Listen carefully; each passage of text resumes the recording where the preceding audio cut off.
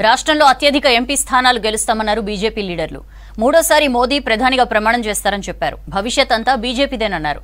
రాష్ట్రంలో బీఆర్ఎస్ కాంగ్రెస్ కలిసి పనిచేస్తున్నాయని ఆరోపించారు. ఆగస్టులోపు రుణమాఫీ చేయకపోతే రేవంత్ సర్కార్ సంక్షోభంలో పడుతున్నారు కమలం నేతలు. లోక్సభ పోలింగ్ పై బీజేపీ స్టేట్ ఆఫీసులో లీడర్లతో సమావేశమయ్యారు స్టేట్ చీఫ్ కిషన్ రెడ్డి. నిన్న జరిగిన పోలింగ్ పై విశ్లేషించారు.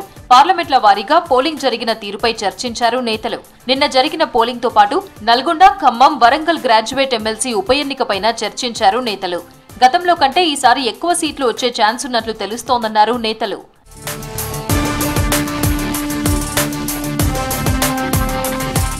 త్వరలోనే బీఆర్ఎస్ కాంగ్రెస్ లో విలీనమవుతుందన్నారు బీజేపీ ఎంపీ లక్ష్మణ్. తెలంగాణలో కారు పని అయిపోయిందని జాకీలు పెట్టి లేపినా ఆ పార్టీ లేచే పరిస్థితి లేదన్నారు. ఆగస్టులోపు రుణమాఫీ చేయకపోతే రేవంత్ సర్కార్ సంక్షోభంలో పడుతుందన్నారు.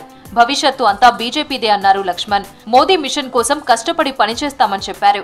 లోక్సభ ఎన్నికల పోలింగ్ తర్వాత హైదరాబాద్ లో స్టేట్ పార్టీ ఆఫీసులో మీడియాతో మాట్లాడారు ఎంపీ లక్ష్మణ్. భారతీయ జనతా పార్టీ ఎదుగుదలను చూడలేక సహించలేక కాంగ్రెస్ పార్టీ టీఆర్ఎస్ రెండు కూడా మరి నిలవరించేటువంటి ప్రయత్నాలు ఈ ఎన్నికలు చేసినప్పుడు కూడా పరోక్షంగా ఒకరికొకరు సహకారం అందించుకొని బీజేపీ అడ్డుకునే ప్రయత్నం చేసిన ప్రజలు వాటిని ఖాతరు చేయకుండా వాటిని తొలగించి మోదీ మోదీ మోదీ ఈరోజు ఓటింగ్ సర్లే స్పష్టం చేశారు. రాష్ట్రంలో బీజేపీ అత్యధిక ఎంపీ స్థానాలు గెలుస్తుందన్నారు బీజేపీ శాసనసభాపక్ష నేత ఏలేటి మహేశ్వర్ రెడ్డి. బీజేపీని ఆదరించి అక్కున చేర్చుకున్న ప్రజలందరికీ ధన్యవాదాలు తెలిపారు.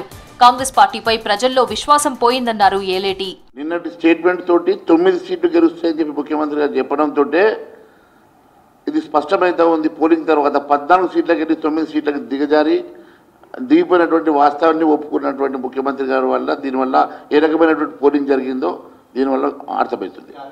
నేను ఈరోజు చెప్తా ఉన్నాను, ఆదిలాబాద్ ఖచ్చితంగా అత్యధిక మెజార్టీ తోటి భారతీయ జనతా పార్టీ గెలవబోతున్నది. ఒకవేళ ముఖ్యమంత్రి గారికి దీని మీద స్పష్టత ఉంటే నేను దేనికైనా సిద్ధం. రాష్ట్రంలో లోక్సభ ఎన్నికల్లో కాంగ్రెస్ పార్టీ ఎన్ని ప్రలోభాలకు గురి చేసినా ప్రజలు బీజేపీకి మద్దతుగా నిలబడ్డారన్నారు ఆదిలాబాద్ బీజేపీ ఎంపీ అభ్యర్థి గూడెం నగేష్. మూడోసారి మోదీని ప్రధానిని చేయాలని కోరారు. ప్రతి ఒక్కరూ బీజేపీకి మద్దతుగా నిలిచినందుకు ధన్యవాదాలు తెలిపారు గూడెం నగేష్. ఎవరు ఎన్ని ఏ రకంగా ప్రలోభాలకి గురి చేసినా మేము అధికారంలో ఉన్నాం, ఏ విధంగానైనా మీకు పదవులో అభివృద్ధి కార్యక్రమాలు చేస్తామని చెప్పినా కూడా చాలామంది అటు నాయకులు కావచ్చు లేకపోతే ప్రజలు కూడా దాన్ని పూర్తిగా విశ్వసించలే.